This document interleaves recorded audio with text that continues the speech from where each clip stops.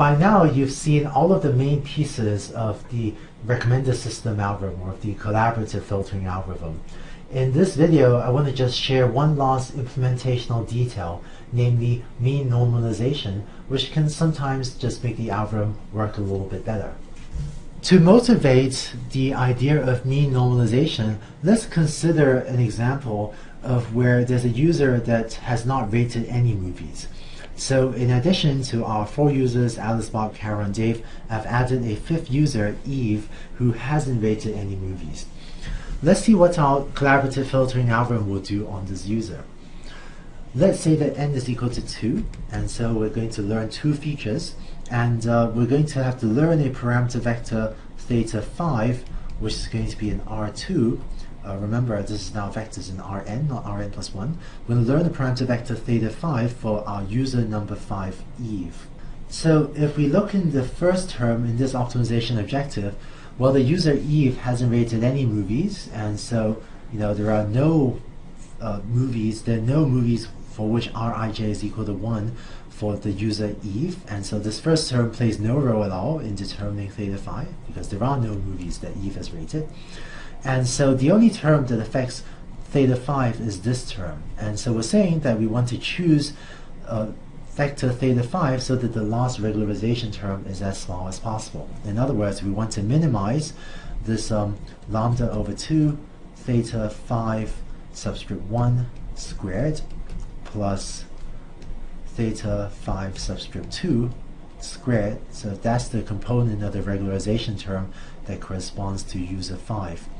And of course, if your goal is to minimize this term, then what you're going to end up with is just theta 5 equals 0, 0, because the regularization term is encouraging us to set parameters close to 0, and if there is no data to try to pull the parameters away from 0, because this first term it doesn't affect theta 5, we just end up with theta 5 equals the vector of all zeros. And so when we go to predict how user 5 will rate any movie, we have that theta 5 transpose xi for any I, that's just going to be equal to 0, right? So because theta 5 is 0, for any value of x, this inner product is going to be equal to 0. And what we're going to have, therefore, is that we're going to predict that Eve is going to rate every single movie with 0 stars. But this doesn't seem very useful, does it? I mean, if you look at the different movies, Love at Last, this first movie, a couple people rated it 5 stars, and for even the Swords versus Karate, someone rated it 5 stars. So some people do like some movies. It seems kind of not useful to just predict that Eve is going to rate everything 0 stars. And in fact, if we're predicting that Eve is going to rate everything 0 stars, we also don't have any good way of recommending any movies to her, because all of these movies are getting exactly the same predicted rating for Eve, so there's no one movie with a higher predicted rating that we could recommend to her. So that's not very good.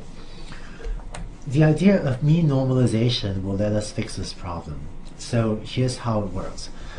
As before, let me group all of my movie ratings into this matrix Y. So just take all of these ratings and group them into this matrix Y. And this column over here of all question marks corresponds to Eve's not having rated any movies. Now, to perform mean normalization, what I'm going to do is compute the average rating that each movie obtained. And I'm going to store that in a vector that we call mu. So the first movie got 2 5-star and 2 0-star ratings, so the average of that is a 2.5 star rating. The second movie had an average of 2.5 star, and so on. Then the final movie had 0050, and the average of 0050, that averages out to an average of 1.25 rating. And then what I'm going to do is look at all the movie ratings, and I'm going to subtract off the mean ratings. So this first element 5, I'm going to subtract off a 2.5, and that gives me a 2.5. And the second element 5, subtract off a 2.5, get a 2.5. And then these 0 zeros, subtract off 2.5, and we get minus 2.5, minus 2.5. In other words, what I'm going to do is take my matrix of movie ratings, take this Y matrix, and subtract from each row the average rating for that movie. So what I'm doing is I'm just normalizing each movie to have an average rating of 0. And so just one last example, if you look at this last row, the 0050, I'm going to subtract 1.25, and so I end up with these values over here. Okay, so now, and of course the question marks stay a question mark. And so each movie in this new matrix Y has an average rating of 0. What I'm going to do then is take this set of ratings and use it with my collaborative filtering algorithm. So I'm going to pretend that this was the data that I had gotten from my users. I'm going to pretend that these were the actual ratings I had gotten from the users, and I'm going to use this as my data set with which to learn my parameters theta j and my features xi from these mean normalized movie ratings.